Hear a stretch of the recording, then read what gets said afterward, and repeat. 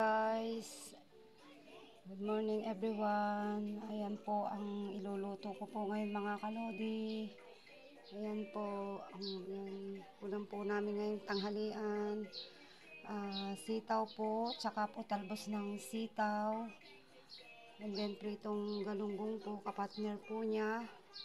At sasawagan ko naman po ng karne po ng baboy.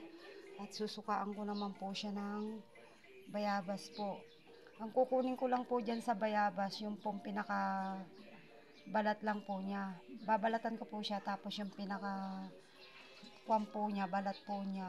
Ang kukunin ko po, yung pong buto, hindi ko po siya kukunin.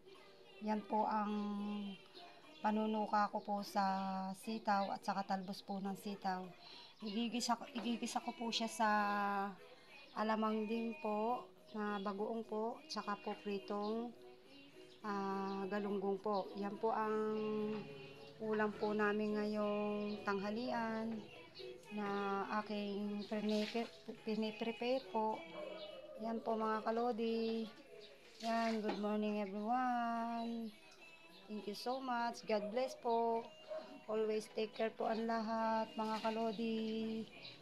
God bless to us po.